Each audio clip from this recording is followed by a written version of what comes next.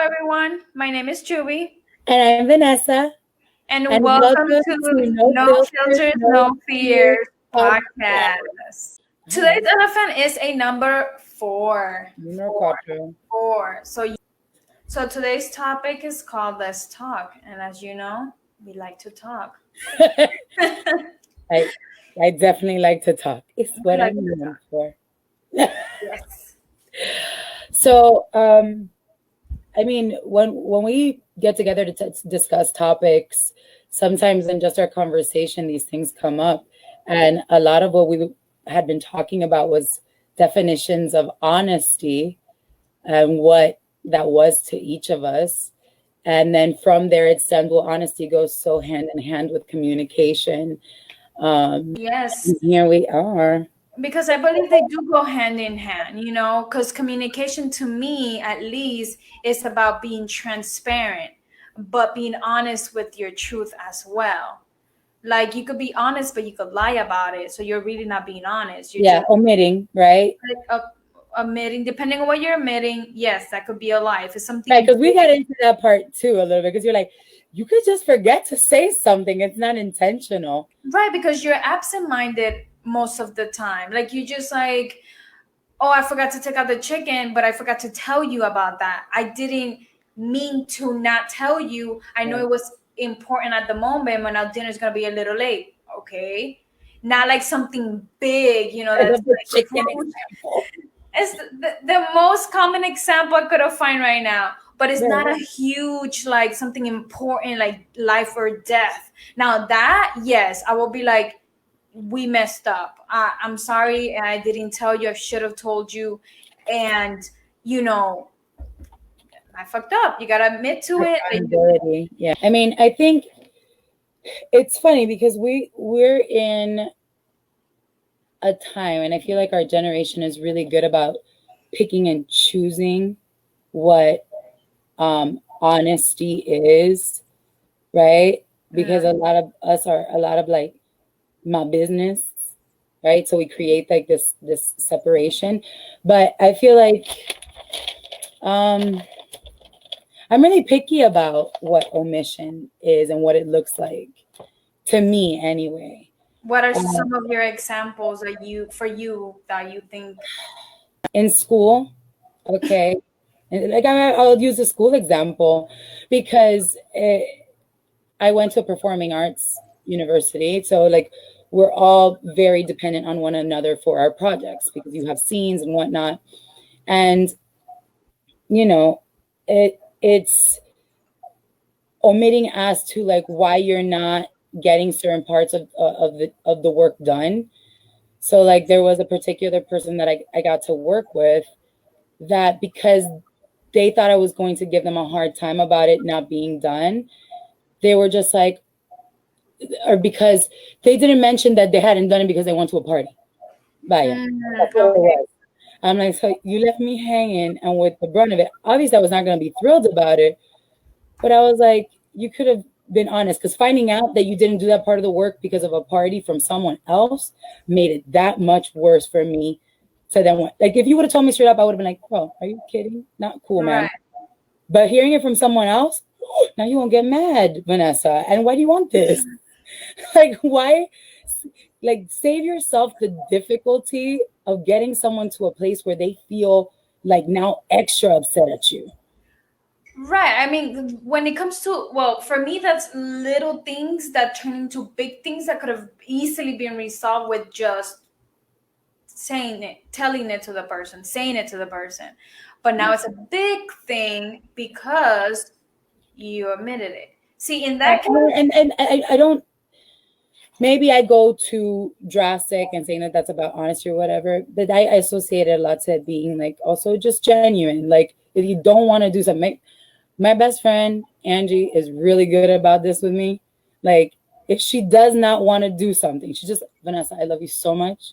I don't feel like it. I don't want to. I don't like this. Let them get mad. Oh, Andrea came in snarky. La Toxica. No, but see, that's the problem. Why? Let them get mad. There's only going to be a problem with you. You're affecting your own relationship. So we've been discussing this for a while now, because it seems that in every episode that we have, when the topic or the mention of relationship comes up, it automatically sends a lot of you into this. It's just about romantic relationships. No, that's not what I'm talking about. Definitely not.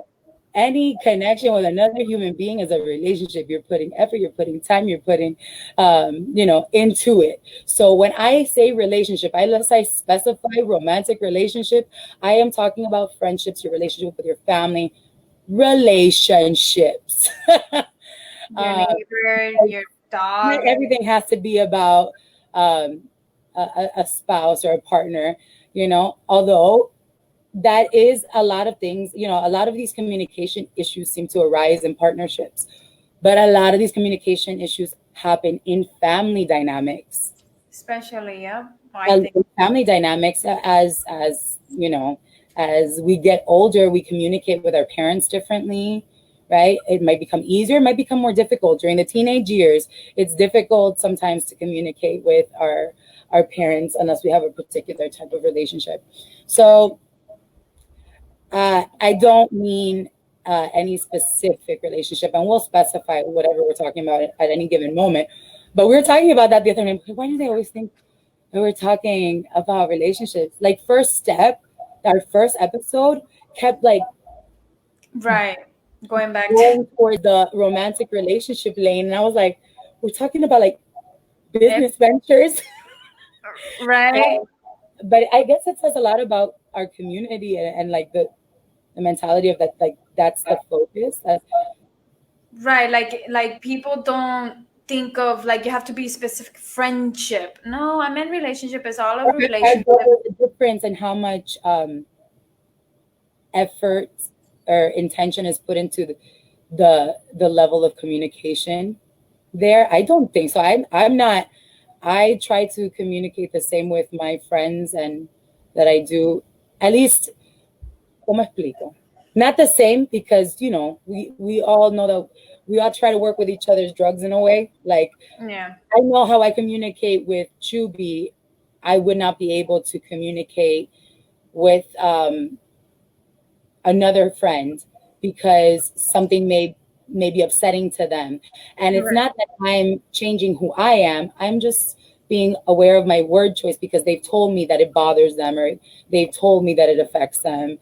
But that's the thing. I also, all my close friends, they know I'm very straight to the point, but I don't beat around the bush, but I'm honest, but I also care.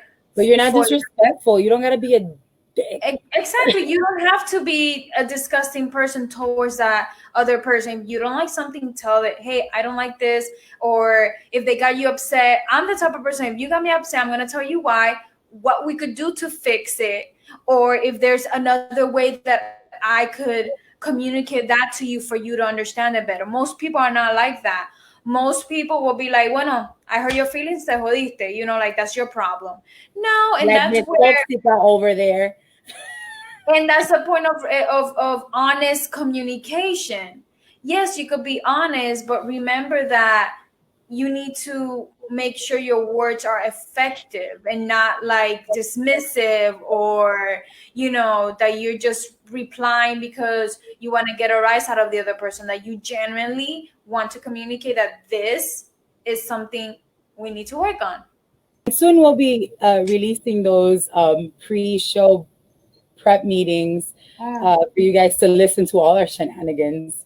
Because if you think we go on tangents here, wait for it. We discussed in this whole communication thing about something that I learned relatively recently. I understood the concept, but I didn't have a name for it. And actually, I think it was Helen who taught me this. Therapist Helen, ladies and gentlemen. Holding space. The idea of it and the ability to do it was something that I was aware of, and that I tried doing a lot more with my friends, funny enough, than with my family or with my romantic partners. But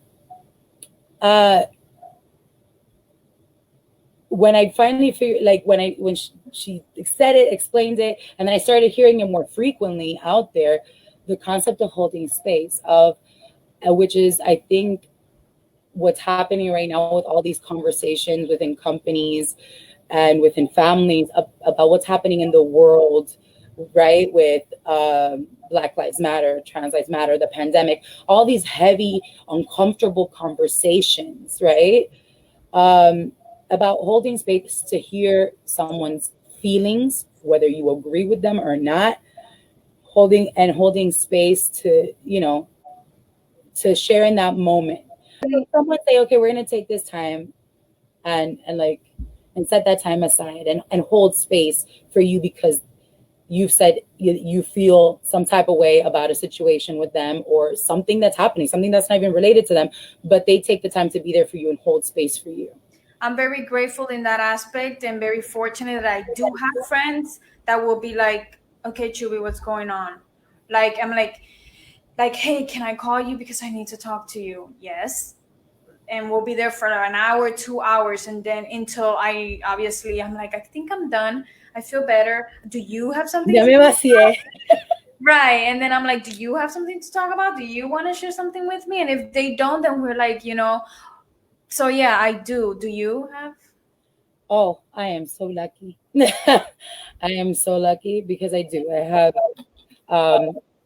a multitude of people. And it's funny because, and this is another thing that I've learned kind of recently, because sometimes when I am like pent up with a certain amount of emotion, I kind of just like word vomit it to to like, for example, I'll use my best friend Angie because I go to her so much with so many heavy things, and I word vomit without first like asking, hey, you ready for all this caca that's about to befall you? Oh, hold on, things are happening, people are writing. Helen, if you wrote something and we don't see it. Yeah, it's blank. But hold space. Yes, hold space. That concept of checking in first, not because, and before for me, and I still kind of struggle with this, the struggle is real, of feeling like I'm going to be an emotional burden on someone, makes it difficult for me sometimes to open up. And it's not solely because of that. I do it also because as much as I know my bestie Yesenia or my bestie Andrea or Angie to always be accessible to me for like heart to heart moments and hard moments, I also recognize that if they're not in a place, I may not get the best of them that I may feel I need. And I'm also putting them in a space that may make it worse for them. And that's not fun either. No. Right? So I try to be conscious of that. Sometimes I miss that step because it's the need is so great to vent or to let out the emotion. But I think it's a good practice to adopt in checking in, because if they say yes, but in any given moment they're like, okay, that was too much, I gotta cortar ahí. Right. I would not get upset. Before I may have, but like I don't get upset anymore because I understand that they're being honest and they were with me to that capacity. Because sometimes it took me being in that position to recognize, dude, I do this to a lot of people and I'm not appreciating it being done to me. And I do this to people. I do this even to the person that I'm saying don't do it to me. You know what I'm saying? Of like, I'm tapped out. I can't right now. But I expect other people to not be tapped out for me. And that was not fair. So I think that has a lot to do with communication too. Are you able to hold space for me? That's the thing. Like, I do check up on my friends. I'm like, are you able to talk? Are you okay? And if they're like, okay, they are. And then I'm like, can I go vent something? And if they say yes, sure, whatever. And if they're like, oh, I gotta call you back later. Okay, I talked enough. I'm good. But it is hard sometimes when you really need someone and they're able to be there. So writing for me works. So that's another form of, venting. But that's really hard for me. Like what, like journaling type? Yeah. I can't do it. Dancing? Maybe it's trauma from school because they would make us write journals. Oh. But it's really difficult for me to, which is crazy because I used to really love to write, but writing down those things, I love writing. Well, I'm a writer, so I love writing. So maybe I should revisit, because maybe I'm in a space where I can try a new thing. I'm going to try it, CHOOBIE. I will let you know how it goes. So on the topic of writing, there are 4 main types of communication that we use daily that we do not realize, or we do realize it, but we don't have the concept of it. As we know, number 1 will be verbal, as you and I talking to each other, or sign language, to those that use sign language. The second one will be nonverbal, which is obviously the body language, the gestures, the facial expressions. Good at reading. And we use that a lot because my face tells it all. Like, I don't hide anything. My face will tell you before my words do, but they will coincide together, so it's okay. Oh, do you do the nose flare? No, not really, but my eyebrows will be like. And people that know me, they know that this face talks. Not having it. The third one will be written. So it's an act of writing, obviously the typing, the printing, symbols, etc., letters, like we do every day. Like when we use WhatsApp and we're like sending voice notes, that also is a form of obviously communication because it's verbal through. See, I will first go for a voice note before I go for a text. Texting frustrates me because I feel so much gets lost in translation. Right? You can't hear intention. Mm-hmm. You can't hear the real feeling. And sometimes like you're trying to convey that you're not in a good space by saying one thing. And because the person reads it, they're like, oh, they're great. No, I am not. And that's the thing for me, depending on what we're texting, if it's something short that I could text and it's nothing that I need to convey an emotion, I'll text it. But if it's a book that I have to tell you, that I'm going to use the voice text, which is, I think, the greatest invention they have. I will use it. No, obviously, no, we can't use the phone because we can't talk on the phone at that moment. So voice note is always I have a conversation at length. Yeah. Right. So it's just a little quick note. So yes, I will use voice notes. And if I can, if my hands are tired or like I just feel exhausted or whatever and I can't really text it, I am going to use voice notes. So I dig it. Lifesaver. Verbal, nonverbal, written. Yes. And then the last one is visual, which is using photographs, art, drawing, sketches, charts, or graphics, etc. Anything visual or even written words on a picture. Right. We use that a lot for obviously our podcast on our Instagram. We use a lot of visual content and with words as well. So we give you everything in one. Which one will be your favorite from all the 4 that I've said that you will use often? Okay. Me choosing this one is a difficult thing. I'm a Libra. Don't do this to me. I'm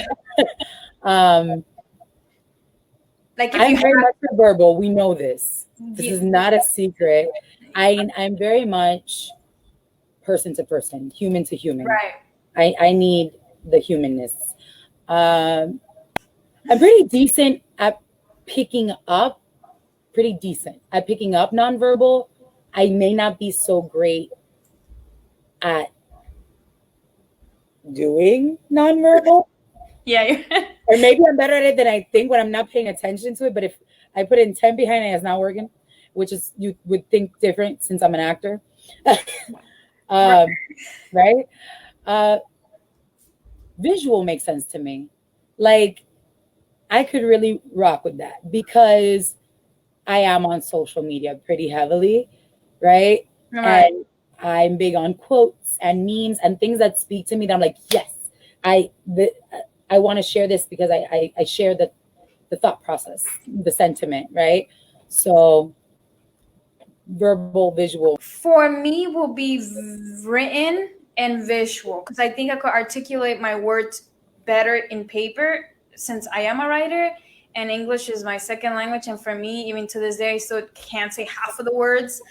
I try my best, but I think I'm stronger written and visual. I could like take a very beautiful picture and write something great to you and send it to you, and this is how I feel. But verbal, especially when my nonverbal and my verbal, they conflict with each other, because I'm like, Jesus Christ, like. This is interesting because I'm now very curious. So I'm very verbal. You're more written, and I think that's why our communication has flowed so nicely, because most of our communication before we have our meetings is text and voice notes. I'm able to still do the verbal part of it, whereas I notice you tend to stick to writing a lot more than voice tests. And I have found in my life, I have a lot of people that prefer a text Then a phone call. than a voice note or a conversation, right? And in business, even like other colleagues of mine, that's their preference. An email, I'm like, ugh, can we just have talked about this for like 5 minutes and done? An email to me is like, I gotta. But then there's the people that like, this could have been resolved with an email. I mean, sometimes that's true. The thing is that I'm adapting. I'm adapting. I always tell people, I'm like, if you want to get a hold of me and it's not serious, it's not like a dire need for you to give me a phone call, send me a text. You will get me faster there. I will literally look at the phone call and I'm like, I'm not answering. Hi, Peter. Welcome. Hello, Peter. Better late than never. I only talk to my best friend over the phone, and it's because we have so much to talk about. Like you said, we hold space for each other, and we do have that. Okay, I'll talk to you. It's like, well, no, I feel you, and it doesn't keep us from communicating. I think it's also a matter of learning. Speaking in the language of the listener, like my mama always says, speak in the language of the listener. If the person, and the thing is, it also depends on what that relationship means to you. Right. I think if it's like an acquaintance, I may be more likely to be okay with just doing a text. But if it's like you or like my best friend, I want to be able to connect a little bit beyond that and make sure that my intention is being understood. So I guess it's dependent on the relationship. How about y'all? Let us know.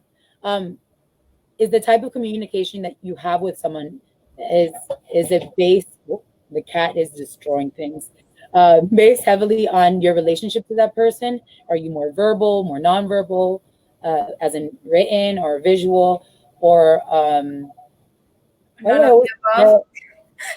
always forget the fourth one, CHOOBIE. Visual. I said visual, verbal, nonverbal. And written. You said all of them. Okay, I did say, okay. Yeah. For me, it definitely has to do, I guess, relationship, because I am a person, and I've noticed now more than ever, because of this pandemic, caca, because I'm a person that likes to have person-to-person conversation. Yeah. I really long for it. I long to hear a voice, and even if that's not the case, the text message bit that I'm not a fan of, just a quick text message from me to you to let you know I'm thinking about you. That's me desperately trying to make that connection and keep that connection with you because you matter to me, right? And receiving it back, or randomly receiving that from a friend, a family member that I rarely talk to, a romantic partner, because we all make those distinctions apparently. Apparently, like, it does make a difference for me, because I feel, hi Christopher, connected to that person, regardless of how long the conversation is or not. Verbal if possible, nonverbal. Okay. Nonverbal. But and that's the thing. I could have known you for 20 years, and if I just don't want to talk to you, and obviously by that time we already have that communication, how we do communicate with each other. But even then, like, yeah, to me, if you matter, I will give you the time of day and be like, okay, this is how I'm going to communicate with you. But there's certain times that you yourself just feel like you don't want to. You don't want to talk. Even chatty Kathy Vanessa has those moments. I don't want to necessarily talk, but I do want to communicate, right? And maybe not about why I don't want to talk. Does that make sense? Yes. Okay. Oh, depends. Peter, don't tell me you're not mad and then act like you're all upset. Oh, that's a big thing. Oh, that was Andrea, yeah. Yeah, that's a big thing. Peter, it depends for me. I do have people I love connecting with and those I want to connect with more. But as some of us know, I'm a hermit. Ain't nothing wrong with being a hermit, boo-boo. You have to bother me because sometimes I lose track of my phone. Oh, your nonverbal is saying you're pissed off. Is it? Well, it depends on what your face is saying. I guess it depends on the circumstance, no? Right. If you could read the person's, like, I'm good at reading energy, and I could look at you right now and see, okay, how is Vanessa? Then I'm like at the beginning I told you, and then you're like, oh yeah, I was just doing the whole busyness today. I didn't know anything. You didn't even tell me anything, but your nonverbal cues. Oh yeah, you're like, girl, you look. And I also know I was not wearing makeup yet, Choobie. You look tired. I was like, But that's the thing. Some people pay attention to certain things. I pay attention to everything, nonverbal, verbal, in between the lines that's written, anything, because that's just who I am. But most people are not like that. Depending on how well I know you, I'm like, right. Like I can look at my mama and know, oh, she's gonna give it to me. I need to hide. There's people that they're like, oh yeah, they're in a good mood and they're going about their business. I'll pull them aside and be like, hey, are you okay? And how'd you know? But it depends on the person. Like I'm not gonna do that to a stranger and be like, bitch, are you crazy? I'm fine. I tell my best friend, I text her and I'm like, are you okay? Mind you, no social media, no nothing. She's like, how did you know? I'm like, I'm psychic. I do, like, seriously, it's a weird thing that I have, that I would literally I would text her and I'm like, how are you okay today? So that's not even a nonverbal. This is just like cosmic freaking communication. I told you with my mind. Right? So along those lines of those 4 types of communication and sticking in the verbal for a bit, there was a couple of things that we talked about, right? Yes. We talked about listening versus hearing. Oh, yes. So there's a difference. I feel there's a difference. I'm pretty sure it's a real thing that there's a difference. But you can, I feel like listening, hearing you, I can listen to you. Am I hearing you? Am I processing? Or is it the other way around? I can hear you, but I'm not listening. That's what it is. I can hear you, but I'm not listening. I think listening is the important part. Right. What hell of a difference.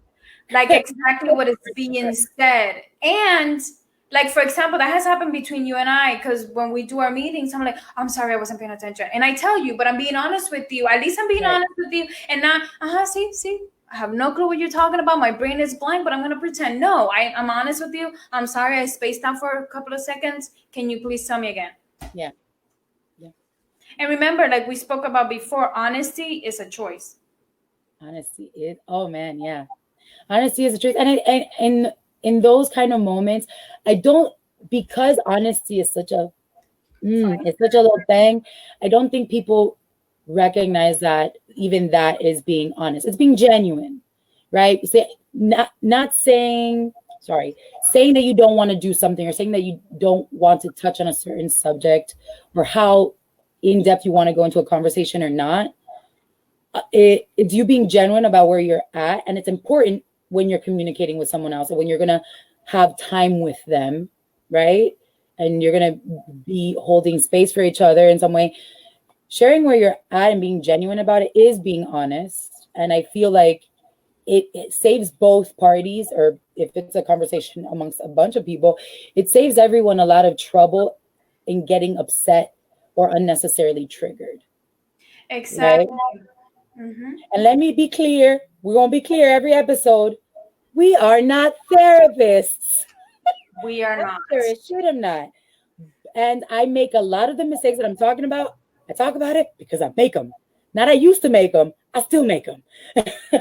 But it's I think it's always a journey, and it's a process. It's growth, yes. and it's growth. And the more you have different types of relationships, different dynamics, you start to learn, with different people how that works, and it also informs your way of preferred communication and level of honesty, right? And I mean, transparency, I feel, should always be a thing.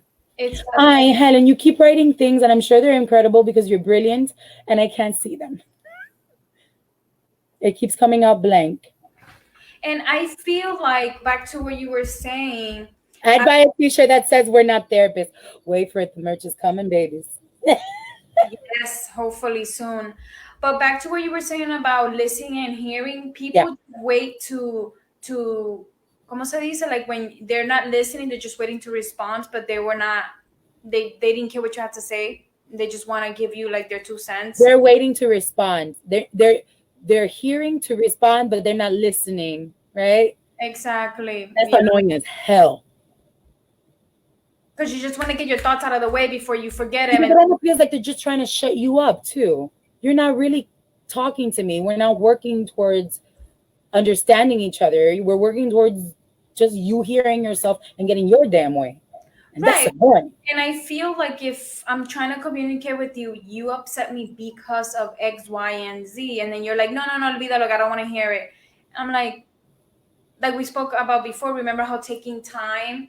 So if you're upset, if you want to take time, but like you said, like that choice is being taken away from you from talking. Right. And that somebody said to me, and it stuck with me. And I was like, this is something I'm going to actively work on not doing, right? And not communicating something in a way that I knew was kind of an expectation comes with a negative background. And I feel iffy about it. I don't have as many issues with the idea of an expectation, especially when it's an agreement.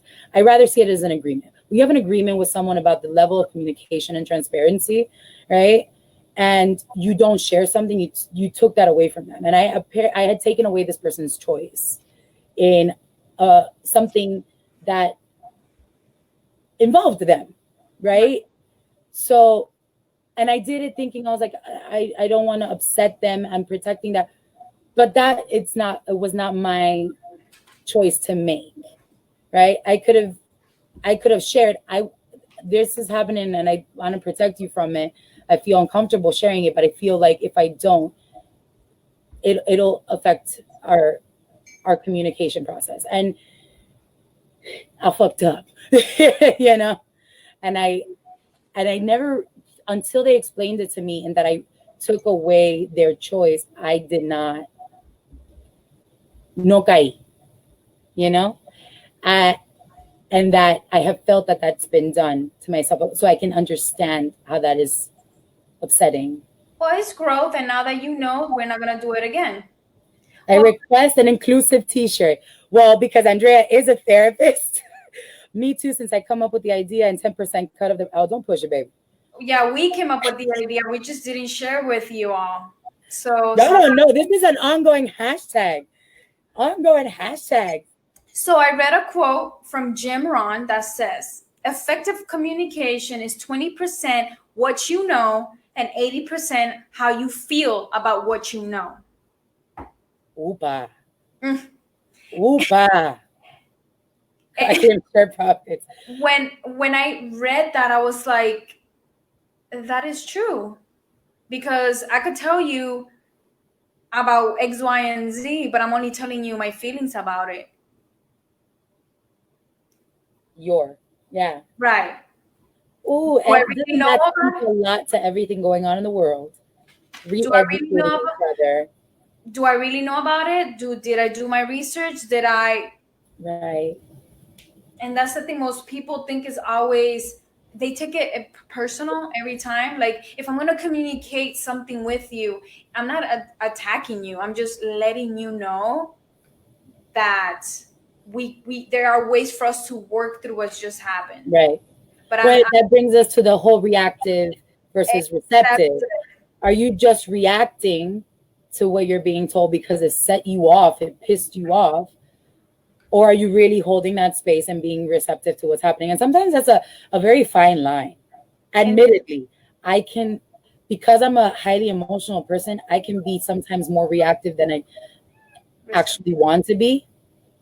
I go in with the intention of being very receptive, and then something flicks that reactive button. I'm like, what you say? I used to be like that. I used to be very reactive, really bad. But over the years, over the time, I've internalized and I sit there. Why are you upset? So I think you are upset because why? Okay, how can we work through that? Can you tell me ways that I could help this situation better? So I'm trying to be understanding and being honest with the feelings that I do not understand why you will get upset about this, because I wouldn't. But tell me why you're upset. Oh yes, wise mind. You need to think more with your wise mind. Andrea, if you would be so kind as to elaborate on that in the comments, that would be awesome. Yes, wise mind. We will write that down. But yes. It's okay. Okay. Ooh, I love both of these. Oh, yay, exciting, you guys. Okay, I'm going to read Peter's and you read Helen's. Dale, pues. Okay, Peter says, if you approach someone with an opinion, you have to be open to a response. There is a line, however, a reaction can be a defensive trait to their feelings. Combos can be difficult. Ooh, I want to talk about that one for a second. I'll read Helen's really quick and then we'll go into both. Yeah. It's okay to pause the convo and come back when being able to hold space is stemming from a place of loving kindness. Preach. I also learned this from Helen. Yeah, Helen. I feel like that's her stance. So Peter says, if you approach someone with an opinion, you have to be open to a response. Okay. Reaction can be a defensive trait to their feelings. Combos can be difficult. Okay. Well, I feel like it depends also like on the relationship, how you approach that particular thing. In general, I don't think anyone has the intent. I would hope nobody has the intent to intentionally trigger someone or bother them or like pick at that scab. Right. But especially if it's a more in-depth relationship, right? It's a relationship where you know each other very well. There are certain agreements in your communication and understandings of their past and of the things that have hurt them and that they're still working through, right?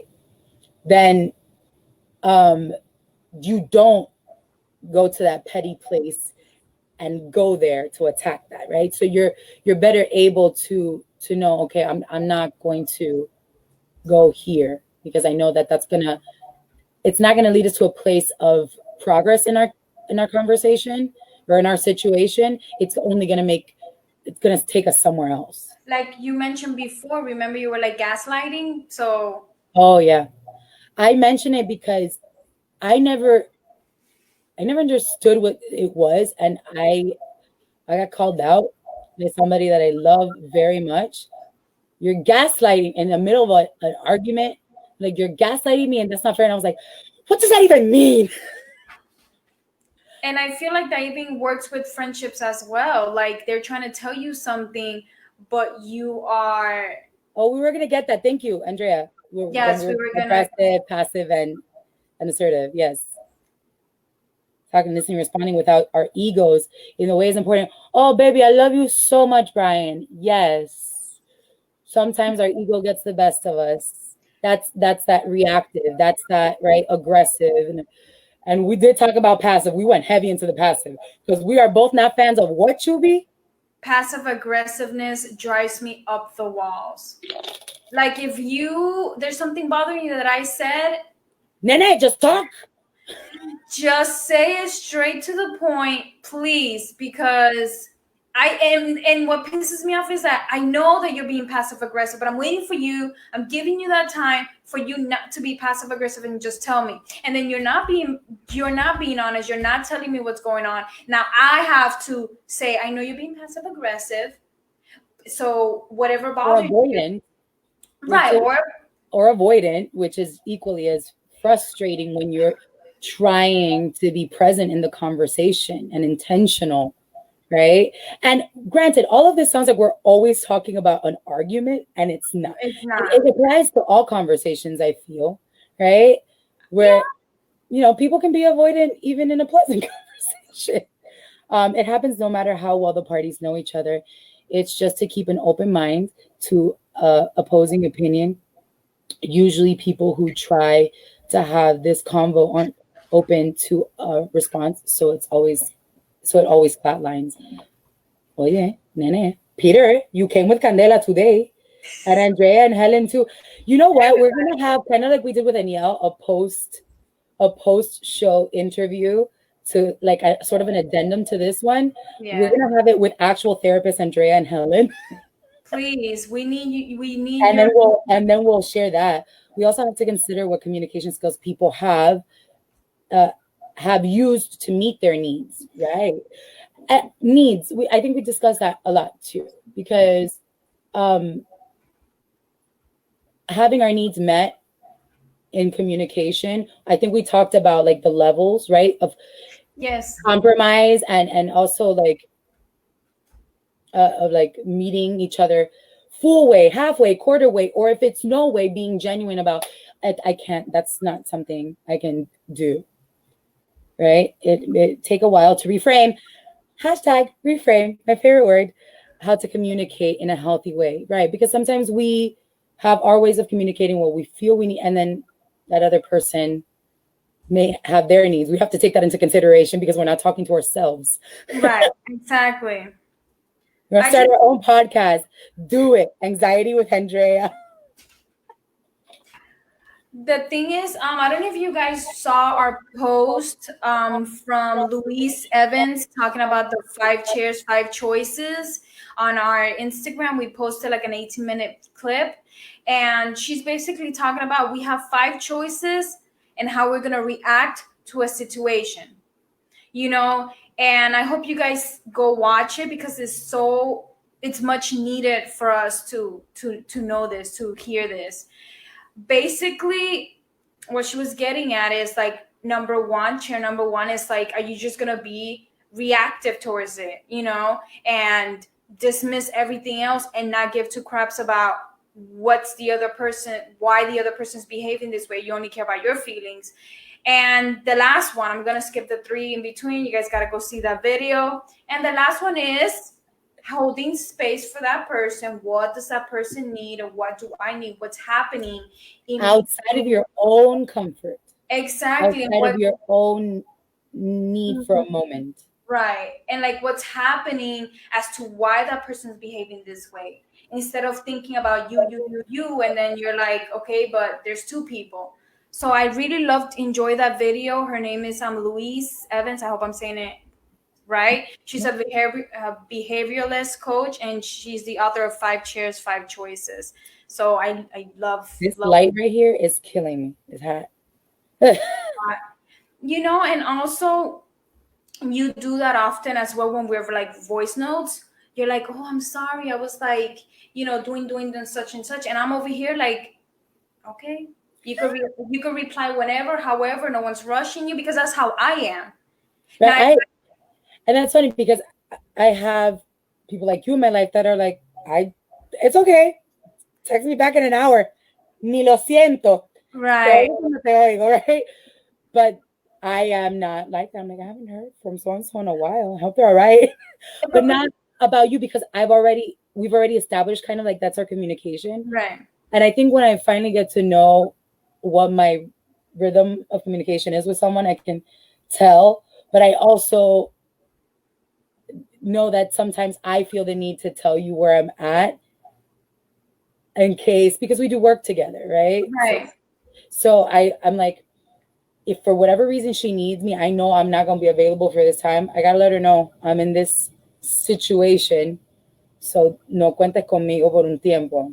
No, when it comes to that, I appreciate it, because like our post in the morning, like the way I work is partnership. I need her to be okay with what we're doing because it's both of us.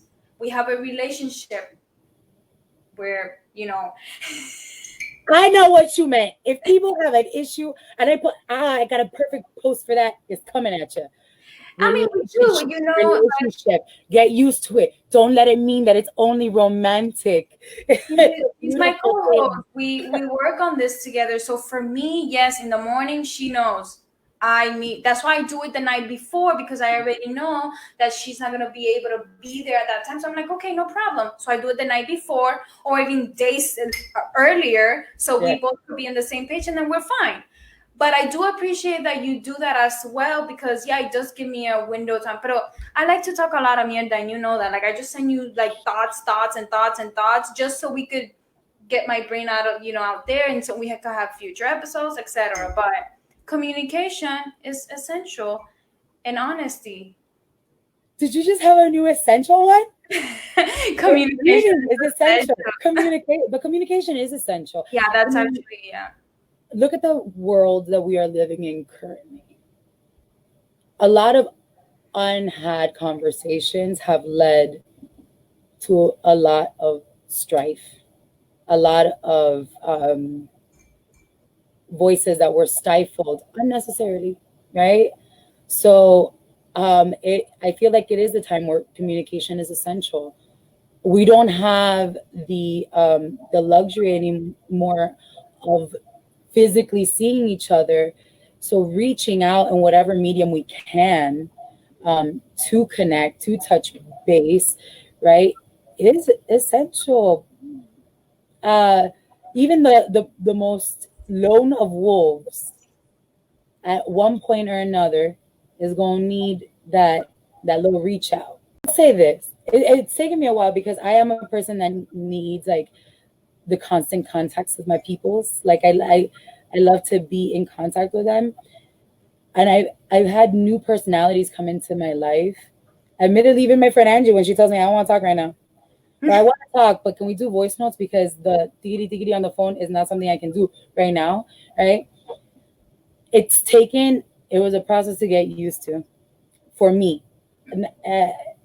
When cannot have always the constant contact or the contact to the extent that I may want it at certain moments, it didn't mean they cared about me any less. It didn't mean that they wouldn't be there for me if I truly needed that space. But it was very difficult. And I know that it stemmed from insecurity of being forgotten, right? Or abandoned by someone who holds so much weight in my life. Like, my best friends are my sisters, right? Or my brothers, because I also have male best friends, or other, the they.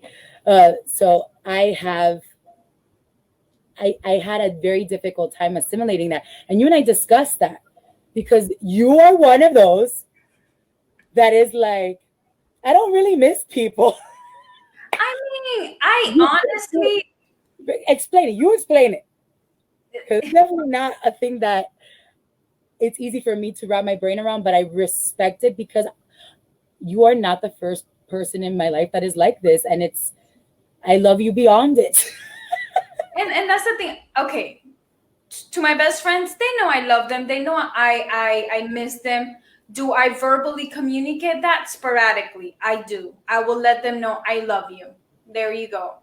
But 99% of the time, I don't sit here and mope about, oh my God, I'm missing everybody. Like, my mental state on that level, I do not have time to sit there and be like, well, I can see all these people, but me moping about it's not going to help me be productive. It's not going to help me feel better. It's not going to help me do anything. So to me, it's out of sight, out of mind, but I still feel good. I feel good. I know that they're there. Reach them out once in a blue moon. Not a blue moon. That's a lie. That I can understand. Like that, not dwelling in that feeling. Yeah. Which also, depending on the person, depending on the circumstance, and we talked about that too, it's more difficult or more easy, depending. Right. But I have a selfish amount of people I miss. I have a selfish amount of people I miss. And that's what it is. Like, does that make sense? Yeah, it makes sense. Like, too many, right? I mean, I feel like I can relate to the both feelings, because I'm kind of like me. Like, I go through my highs and my lows, but people that I'm very close to, I'm very like I have a consistent kind of communication and involvement in my life, and vice versa. Right. More like a little, Okay, so you have a little amount of people you miss. Okay. Well, yeah, I'm selective. I got my peoples. You know what I'm saying? My peoples. But I've stopped looking at it as they don't want to, like it's something that is wrong with me, like they don't want. It's just, if that's how they are, that's how they are. It's difficult because I'm not like that. So Right. ugh. But you know, it takes a moment. And that's another thing. Like sometimes you have to make it less about you and more about the other person, because you already know how you are, but how is the other person? Are you being receptive to how they behave, how they are, and how they think and how they communicate? Are you trying to get to know them and sit there? Are you really in that relationship, in that interaction for the sake of connecting, truly connecting, or are you there because you're getting something, Right. solely getting something from it? Con- But like that. Well, it's a very spiritually based book, but the Celestine prophecy talks about the exchanges of energy, right? Which Yeah. also is in communication. So there's the people that just take the energy, take, Mhm. we're holding space, but this is my holding space. Te está chupando Right. el alma. Right. And then there's the people that just give, just give. And then they're running on low, they're running on empty. I was that person for a very long time. Right? Their cup runneth over, but they're giving it out. Selflessness to an unhealthy degree. Right. And Right? sometimes, when are you going to put yourself first, you know? And then there's the exchange. Right. And they did a movie of it, and the visual representation of it is what made it click for me, right? Where it's, you see the energy going between both people. That's holding space to me. That's what I interpret it to be, right? The back and forth, the sharing of it. And sometimes, and in every type of relationship dynamic, it will happen where sometimes it's gonna lean more to the one side than the other.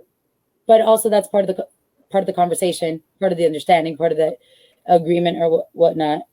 So, what do you think our relationship is? What do you mean? Ours? Growing or? I think we're very much in second circle. There's first circle, second circle, third circle. And second circle is kind of where you want to be at, where it's that present person. I feel that in our communication, we try to be very present with one another. And in those moments where we have held space for each other, right? In those difficult moments. I remember just prior to George Floyd's murder occurring, and during that time, and even thereafter, when we've seen certain things, we've had moments where we've held space for one another, because it was very difficult processing these emotions of, of what's happening in our world, right? How it made us feel, but also empathizing with other human beings, and feeling that so heavy, because we're both very empathetic people. Yeah. So I think ours is very second circle, very give and take, but like anything, sometimes it'll lean one way more than the other. And up until now, I haven't had a moment where I have to tell you I can't do this right now emotionally for me. I haven't had that moment. But if it ever got there, I would hope that you would understand that it's not because I don't want to be there for you. I just, I don't have the ability to be there for you the way that I would like to be. And I think that's what we always want our relationships to understand, right? Sometimes it's not that I do not want to communicate with you. Right. I can't at this moment. Like Helen said before, put a button on, and it's moment to take a pause and come back. Because sometimes it's not an argument. Sometimes it's just an emotional holding of space where your friend has been going through something, right? And you're being there for them, and it's you're feeling for them. They're your friend. You love them. You want them to be good. So it has an emotional effect on you that maybe you're not in the right space. Feeling mind, thank you. Feeling mind, high emotion, low logic. Logic mind, high logic, low emotion. Wise mind, balance of emotion and logic. Hey, thank you so much. You've been spotlighted. So, guys, looking at your relationships, what do you guys consider them? Are they flowing, or are they one side, or are they the other side? You know, how do you guys feel about that? And in general, you know, To operate from wise mind takes effort, but it harbors good communication. I think it's massively, thank you for saying that. Listen, nobody ever said communication was easy. It is not. Mhm. And to operate from wise mind, right? Like I'm saying, it's not easy.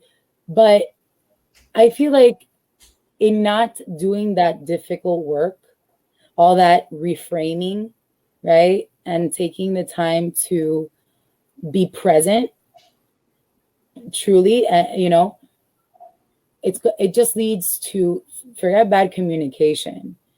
Like it starts, I know for me, sometimes it starts messing with certain triggers and things, and it takes it to a place it doesn't need to go. Again, like I'm putting myself out there real ugly today. Like, but I can't, we're here, no filters, no fears. The whole point is, Choobie and I learn just as much from our topics and our conversations and from you all as whatever we hope that you take away from these conversations. And sometimes holding yourself accountable for certain things that you do is not unhealthy. It's a really good thing. And the fact is that I can sometimes take not do the work, or have done so much work, and then I throw it all to shit in a moment and take conversations or disagreements to a crazy place.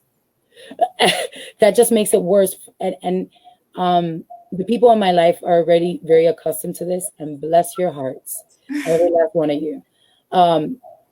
Bringing it back, right? Remind me who I'm talking to. Sometimes when you remember who you're talking to, it helps you take that one step back to like reality and to calm down. Like with my relationships, I always say, just hold my hand for a second. Let's take a deep breath and let's come back. I'm talking to a person that I love, a person that I have the intention of finding a solution with, right? Whatever that relationship dynamic is, romantic, friendship, family, whatever it is, even when we're angry, it's coming from a place of wanting to get a solution, of wanting to find peace, alignment, whatever the hell you want to call it. But so sometimes we need that bring me back, that wusa moment, like it was mentioned before, taking a step back from the conversation and coming back. Because sometimes, I don't know, are you like this? I know I am. The conversation, we're going to have it later. No, I want to have it right now. Let's go. I'm here right now. I'm present. I'm telling you, but I'm coming. But they're not ready. Say it took me years to stop being such an angry child. I was super angry young adult, like screw the world. Everything was about like why. But then I had to work. I had to do my inner work and growth and learn that it's not my time. Like everything doesn't revolve around me at the time that I want it. This is the first statement I was gonna make. And it honestly depends if it's something not silly. If it's silly, if it's not really important, but I wanted to get it out of the way, then that's fine. But if it's something that I feel like it should be addressed now, then I want to have the conversation now. Right. But then that also comes with listening. Where is that other person able to meet you at that point? Yeah. Heard. I mean, and I want to rephrase what I said. I said I'm trying to do it better. We've discussed, like Yoda, don't try, right? Because sometimes trying leaves room for like, even when you're failing, but you're doing something about it, right? So you're always trying to do it. So I'm, with every conversation, every interaction that I have, I am doing my best to I'm doing my best to do better, right? To not push something that the other person can't meet me at their capacity, right? I'm doing my best to not, and it's hard. It's very difficult, but I'm doing it because I recognize that it also speaks a lot about how much you truly care about that person, right? It Yeah. shows about your care for them, which can also kind of settle things out if it is an argument. And if it's not necessarily an argument, but you're both giving each other the time and the space to kind of go through it, you know, Like it's a difficult place for me sometimes. for I me, get it. for me, it's also because, okay, so if there's a misunderstanding, people don't like to ask questions. Oh no, People, I'm a question queen. some people don't. Some people just let that misunderstanding go by, and then if they're pissed off, if they whatever. But it's also about, hold on, wait, don't continue. I did not understand what you were saying. Can you please say it again, or rephrase it, or explain it to me? That's also part of communication. Ask questions when you don't know what's being talked about, when you don't know the subject, when you're confused, You when don't know what you don't know. when you're lost. Exactly. Don't pretend, don't be like what the ego in the way, or like you're like, oh, yo sé todo. No, you don't know everything, and that it's okay. It's That okay to which ask leads to a questions. very scary thing: assumptions. Right. Assuming things. What did we read? What was the last thing we, you want me to read it, or you want to read it? Vale, do it. So it says communication is essential because it is easy to lie by omission. Lying by either omitting certain facts or failing to correct a misconception. Right. So that particular quote wasn't so much for me about the honesty or not. It's like No, it's about having that conversation to avoid misunderstanding, to avoid exactly. the In assumption. general, yeah, Because I always talk about Brené Brown. yeah. Helen, therapist Helen introduced me to Brené Brown, and I have not let go of that woman for dear life. So in that one TED talk or one Netflix thing that she did, she discusses the stories that we tell ourselves, right? Which is the assumption process, how we take a thing and we tell ourselves that it's so much more than what it actually is. We make this big old story out of one particular circumstance, and because the other person is not communicating their, ooh, what's that? Like And a that is, little, but that is true though. But right? We go somewhere else. But if that person would just meet us in that place at that moment and be like, listen, like just have the conversation of, this is what it is or what is happening. You cortas la historia. And sometimes it's difficult for us to say, I need this reassurance. I need this, I need to know this. I'm having this feeling, this thought, this assumption. This is the story I'm telling myself, which is what she refers to it as. This is the story I'm telling myself. Am I wrong? Like what and this is how it's making me feel. And then not right. leave that person in that space. Let them know, listen, that's not where I was coming from. And say your truth, say your genuine, and corta la historia. Right. Hablando se entiende la gente, talking to each other, people can understand one another. And being honest about that, like, oh, that's not what I meant, or yes, this is what I meant, but if you took it that way, you don't be dismissive about it. Don't gaslight them and be like, well, that's your problem, like, I don't see. And that's where communication and being honest with certain things lie in. And I just feel like if you address it directly and squash it, like you said earlier, just squash Yeah. it. That's Just cheat up on others' paper? Do I have to ask question? Life is too complicated. No, cheating is a whole nother episode. especially in school, don't do that. Especially in school. What did you really learn? What you gonna do? Got Right. crucial conversations, tools for talking when stakes are high. This book was instrumental in providing me with the tools needed to navigate difficult conversations applicable to personal and business relationships. Thank you. That's one for CHOOBIE's Book Corner. So this new thing is called CHOOBIE's Book Corner. So it will be me introducing several books about the topic that deals with obviously what we're talking about in each aspect. Well, I decided to break it down in each aspect of like spiritual, family, friends, relationships, because I feel like we need a well-rounded book collection. So expect the CHOOBIE's book corner, and then we'll have an individual post of those book titles as well going up, but definitely book corner. And also, and we have Musical Mondays with Bonnie. yes. Y'all know that I relate everything to a movie, a play, or a song. All right. That's where I'm at. And music is really how I sort things out in my life. So from now on, we're going to be having playlists that we create. And it's an open playlist, meaning you guys can go on to, this one in particular is on my Spotify, but you guys can add songs that are all related to communication or honesty. And each playlist will be related to the topic of that week. And we will be starting a Spotify just for No Filters, No Fears. So you can find those playlists. Musical Mondays result in you dancing. Cha cha cha, cha cha cha. So Cha cha cha. Dance. So go and click the link above wherever you see It's it. a mix of genres. You're not gonna hear just one thing. It's a mix of things. You got some rock.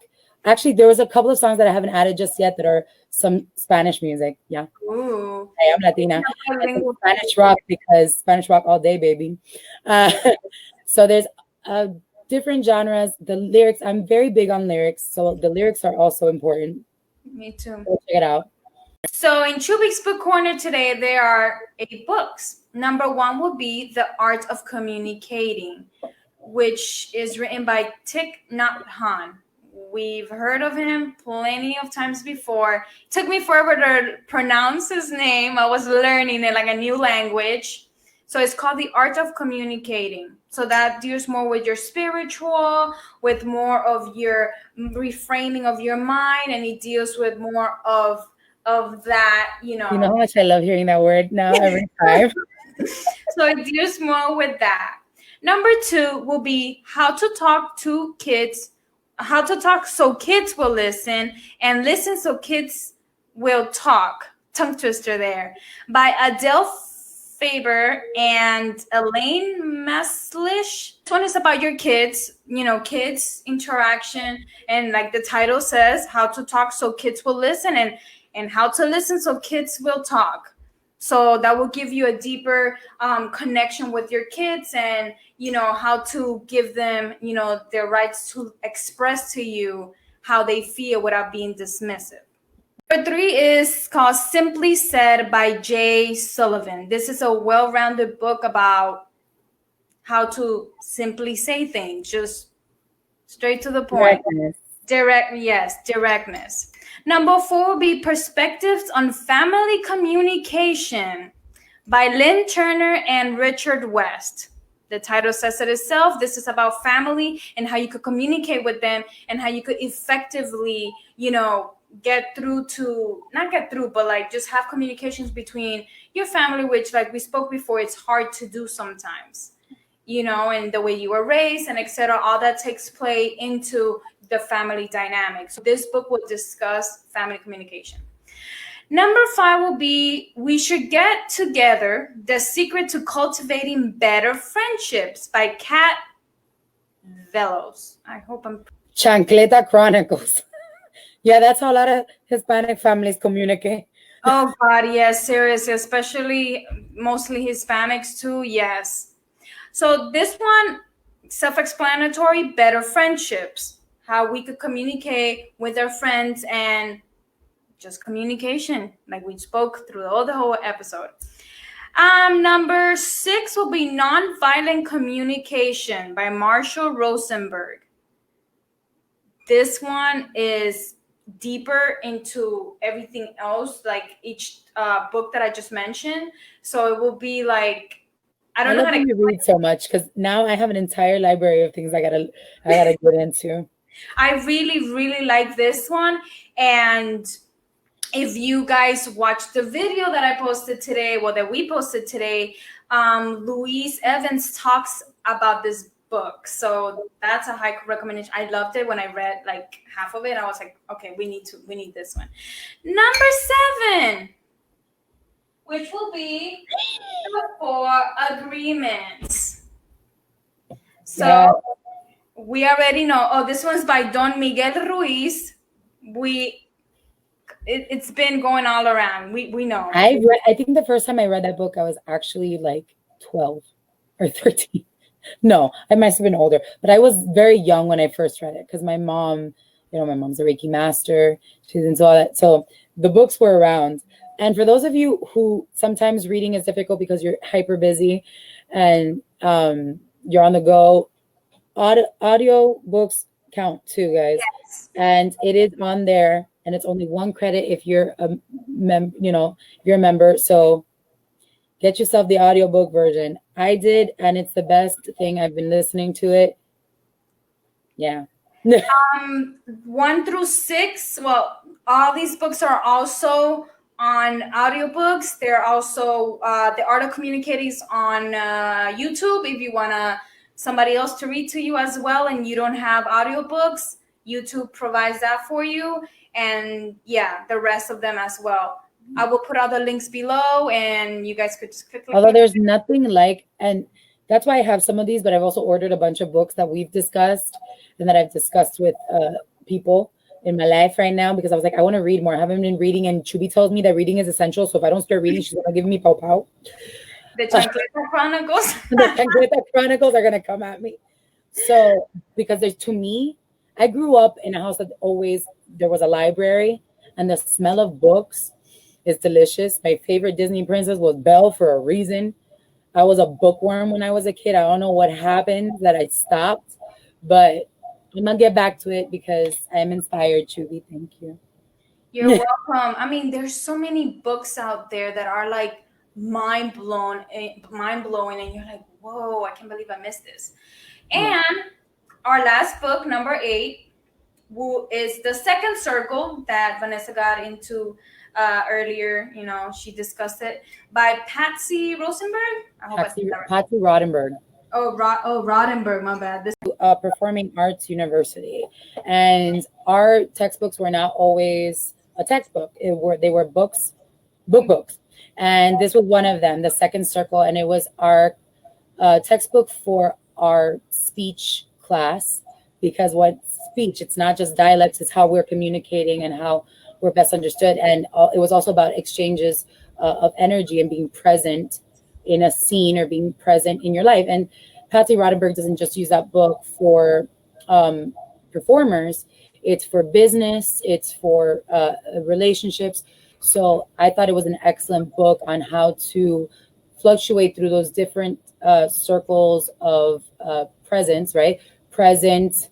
The first circle is more about like introverted people, like people that are very small and meek, and what that kind of energy is and how engaging with that kind of personality could look like.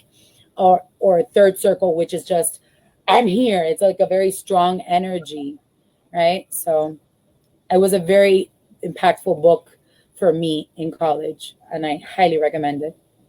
So we need to get to this book list. And number 9 that Helen gave us today, which is Crucial Conversations, Tool for Talking When Stakes Are High. I added that to my book list, so I will be reading that one as well and see what we learn from there. And as I mentioned before, if you are a bit of a hippie like Vanessa and you're into the hooey juji, but it doesn't necessarily have to be that way. I think that it's important to read all kinds of things, whether you believe particular things or not, whether you're a part of a particular community or not. I have learned so much recently from immersing myself in documentaries and books and articles that have nothing to do with my personal life experience, but it helps me better understand and potentially communicate with another person that is of that community or experience. And that is the Celestine Prophecy, which is about the energy exchanges. So that's book number 10. And if I don't know who the writer is, but it's going to be on CHOOBIE's beautiful post about books. Y'all gonna get this information. Don't worry, you're gonna get everything. It's gonna happen. The links, if there is a book, if there's a YouTube, if there is a audiobook, if there is a free version somewhere, someone's getting it. It's gonna be there. Yeah. Just make sure you guys pay attention to when we upload the video on Wednesday, so you guys could get all the details, and it will be on the links below or above. However this works, it's gonna be everywhere. And like I always say, reading is essential. Like I always say, and it was brought up today by the person who taught me about it, therapist Helen. Reframe, y'all. Take a moment. It could save you so much trouble and heartache, personally and to another person. We never got around to talking about, in communication, vulnerability, kindness, and sensitivity. But I think that warrants this whole topic, and that particular thing, vulnerability, warrants its own episode. Yeah, I mean, when we talked about when being kind and being honest and how it is a choice, I think, I mean, being transparent, I believe that, it was said in there somewhere. Yeah, So and we'll definitely get into it further because it's one of those difficult things, feeling exposed and being able to be vulnerable. That is difficult, and it'll be a book. I got a book for you, Choobie. Oh, I'm being cryptic because it's gonna come at another day.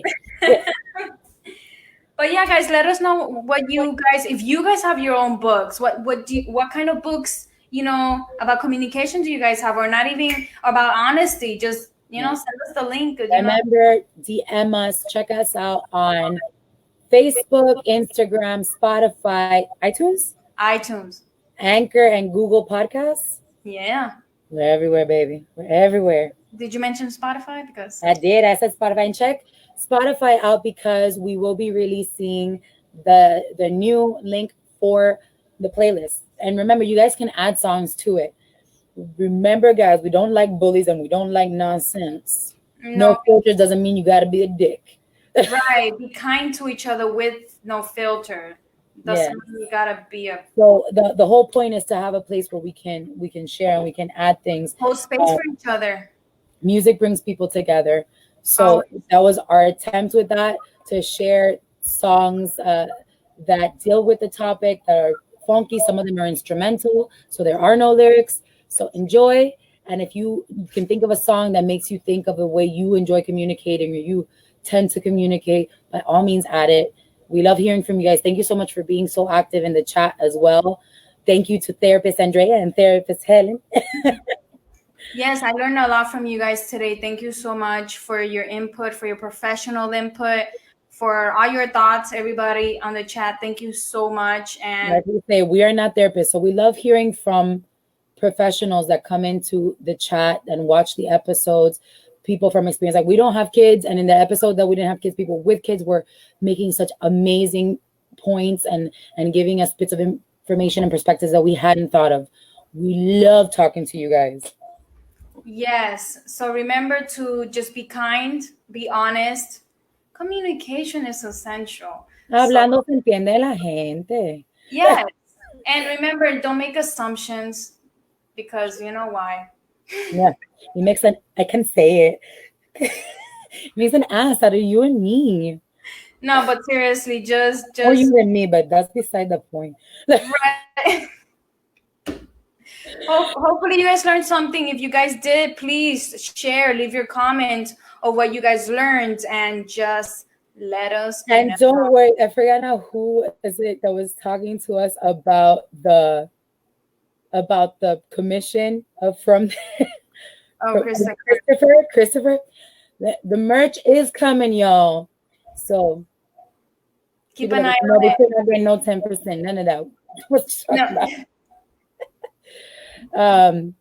So this is where we say adieu. We actually did it, 1 minute and 30. Yes. And remember to stay fearless, guys. Yes. Communicate without filters. Be transparent, y'all. Stay fearless, fam. Have a good night.